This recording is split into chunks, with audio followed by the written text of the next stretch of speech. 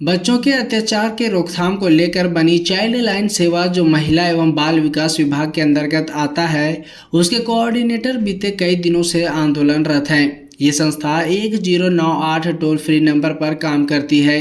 इसमें बच्चों के ट्रैफिकिंग, चाइल्ड लेबर संहिता, अन्य बच्चों के अत्याचारों पर त्वरित संज्ञान लेती है। लेकिन बीते 31 अगस्त 2023 से विभाग के काम करने वाले कोऑर्डिनेटर और अन्य सदस्य आंदोलन के मूड में है। पूर्व में इस विभाग को केंद्र सरकार संचालित करती थी, लेकिन केंद्र सरकार से इस विभाग को राज्य सरकार में हस्तांतरित कर दिया गया। अब राज्य सरकार चाइल्ड लाइन डिपार्टमेंट को निजी कंपनियों के हाथ में सौंप रही है, जिसका कोऑर्डिनेटर विरोध कर रहे हैं। इनका कहना है कि उन्होंने बच्चों के हित के लिए अपनी जिंदगी के प्रमुख पल दिए हैं। ऐसे में न तो इनका समायोजन हो पा रहा है और न ही उनके कार्य करने की कार्य क्षेत्र को बढ़ाया जा रहा है। ऐसे में वह कैसे काम करेंगे। मांगे हैं आप लोग किस लिए प्रोजेक्ट भवन आए हैं? हम लोग प्रोजेक्ट भवन में अभी सरकार के अपर सचिव को अवगत कराने आए हैं कि हम लोग चाइल्ड लाइन में बरसों से अपना सेवा देते हुए आए हैं, परंतु अब चाइल्ड लाइन को भारत सरकार के द्वारा स्टेट गवर्नमेंट में भेजा गया मिशन वात्सल्य के तहत, और मिशन वात्सल्य में हमें समायोजित करने के लिए हम लोग का मांग है, जिसके लिए हमने पूर्व में भी काफ़ी विभाग को इसका चिट्ठी भी दिया है। और जोबा मांझी मैडम से, जो महिला बाल विकास सुरक्षा विभाग की मंत्री हैं, उनसे भी जाके प्रत्यक्ष रूप से मिले और उन्होंने उस समय हमें ये अवगत कराया था कि जल्द ही ये प्रक्रियाधीन करके आपको समायोजित किया जाएगा। परंतु हमें अब तक कहीं नज़र नहीं आया कि हमें मिशन वात्सल्य के तहत समायोजित किया जा रहा है।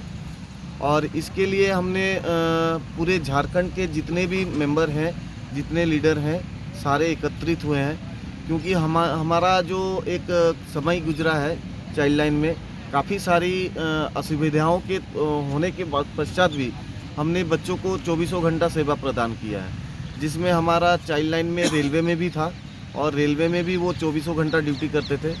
और एक कम मानदेय में रहते हुए हमने अपना बहुमूल्य समय दिया है।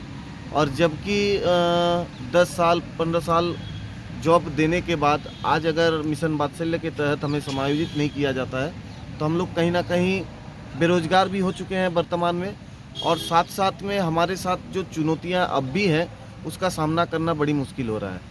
जैसे कि अभी वर्तमान में हमारे सामने कुछ चुनौतियां हैं। पहला तो है कि जब हम लोग चाइल्ड लाइन में थे तो उस समय बाल विवाह, बाल यौन शोषण, बाल श्रम पर काम कर रहे थे। बच्चों के चारों अधिकार को सुनिश्चित करने के लिए 24 घंटा काम कर रहे थे। उस परिस्थिति में हमने कई बाल विवाह पर, कई बाल यौन शोषण पर, सेक्सुअल एब्यूज़ पर एफआईआर किया है, बाल श्रम पर एफआईआर किया है, जिसका आज भी हमें कोर्ट में डेट वाइज में पहुंचना पड़ता है। और बेरोजगार होते हुए हमें डेट में पहुंचना हमारे लिए काफ़ी मुश्किलों का सामना करना पड़ रहा है। और साथ ही है इसमें कि हम लोग जब चाइल्ड लाइन में थे, अपना एक बहुमूल्य समय देने के पश्चात आज हम कहीं और रोजगार की तलाश में जाना भी हमारे लिए संभव नहीं है, जिस कारण से, और जबकि ये भारत सरकार का एक ये भी था एनसीपीसीआर के तहत कि जो पुराने कर्मी हैं उन्हें लिया जाएगा, लेकिन अब तक हमें किसी भी पर्सन को पूरे राज्य में ये सूचित नहीं किया गया है कि हमारे चाइल्ड लाइन के स्टाफ को मिशन वात्सल्य में समायोजित किया जाएगा। और अभी हम लोग वर्तमान में सरकार के अपर सचिव को चिट्ठी के माध्यम से भी अवगत कराएंगे कि हमारी जो साथ में दुविधाएं हैं उन पर एक बार ज़रूर गौर करें और हमें मिशन वात्सल्य के तहत समायोजित करें। का सहयोग के लिए तो हम लोग हैं ही और करेंगे भी, लेकिन सरकार को हम लोगों की चिंता नहीं है। आज जब 3 महीने के लिए काम कराने की बारी आई तो सभी चाइल्ड लाइन को वो रख लिए और काम कराए, कोई पेमेंट नहीं दिए। और आज जब नियुक्ति की बात आती है तो अचानक ये बात आती है कि कंपनी यहाँ पे अब रूल करेगी, कंपनी आके सभी चाइल्ड लाइन स्टाफ को मॉनिटर करेगी और सारा पैसा कंपनी देगी। और कंपनी में क्या है कि कंपनी को जो मिलेगा, अगर किसी को 20,000 तो वो पैसा काट के 10,000 देगी स्टाफ को। 10,000 फ्री में वो कंपनी खा रही है। ऐसे में और सरकार की मंशा बिल्कुल साफ नहीं है कि चाइल्ड लाइन कर्मियों को इंसाफ दे। बस सरकार की मंशा ये है कि वो जो चाइल्ड लाइन कर्मियों का पोस्ट है वो हम कंपनी के हाथों बेचें। और इसीलिए हम लोग को थोड़ा बुरा लगा कि अचानक इतना कोई नोटिस नहीं, और अचानक आता है कि कंपनी आप लोग को नियुक्ति करेगी, अपने तरीके से उसको चलाएगी। तो सरकार से यही मांग है कि आप जो अभी जो नियुक्ति प्रक्रिया आउटसोर्सिंग के माध्यम से करने का कोशिश कर रहे हैं उसको जल्द से जल्द रोकिए, उसमें स्टे लगाइए, क्योंकि हम ये बताना चाह रहे हैं कि ऐसा कुछ स्टेट वाले प्रयास करके देख लिए और न्यायालय में केस गया और ये स्टे भी लगा है और इस पर न्यायालय द्वारा चाइल्ड लाइन कर्मियों को फिर से नियुक्त करने के लिए कहा भी गया है। तो झारखंड में भी वैसा होगा। अगर सरकार की कान में बात हम लोग का नहीं पहुंचती है तो हम लोग न्यायालय की ओर जाएंगे और न्यायालय में गुहार लगाएंगे और सरकार को बाध्य हो के हम लोग का सुनना पड़ेगा। और बस हम इतना ही कहते हैं, सरकार अभी जो आउटसोर्सिंग की ओर जो प्रेम भी दिखा रही है वो प्रेम ना दिखाए। वो प्रेम दिखाना है तो उस चाइल्ड लाइन कर्मियों के लिए दिखाए जो मेहनत करके इतने सालों से सेवा दिए। कोविड के समय में जब कोई बाहर नहीं निकल रहा था, किसी को डर लग रहा था, उस समय चाइल्ड लाइन कर्मी बच्चों का सेवा कर रहे थे, स्ट्रीट में बैठे हुए बच्चों का भोजन पहुंचा रहे थे। उस समय सरकार सिर्फ शाबाशी दिए, सबको नियुक्त ये प्रशस्ति पत्र मिला कि ये काम किए, सारे अधिकारी ले लिए, लेकिन चाइल्ड लाइन कर्मियों को ना कोई प्रशस्ति पत्र मिला ना किसी प्रकार का तारीफ मिला। सिर्फ मिला तो यही कि कंपनी आप लोग को अब रूल करेगी। ठीक है, तो सरकार से हम लोग का बस एक ही मांग है कि जो गाइडलाइन के खिलाफ जाके आप मत काम करिए।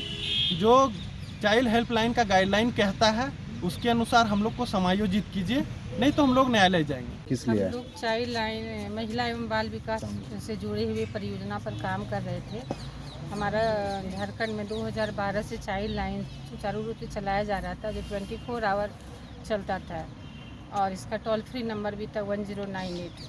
तो कहीं से भी किसी भी तरह का बच्चे से रिलेटेड कोई भी केस आता था तो हम लोग उस केस में ये नहीं देखते थे कि रात है या दिन है, हम लोग को उस केस में जाना पड़ता था। वो चाहे ट्रैफिकिंग हो, चाहे लेबर हो, चाइल्ड मजदूरी हो, जो भी हो, बच्चे से रिलेटेड उसकी सुरक्षा और संरक्षण करना हमारी जिम्मेवारी थी और हम लोग इस चीज़ को बखूबी निभा भी रहे थे।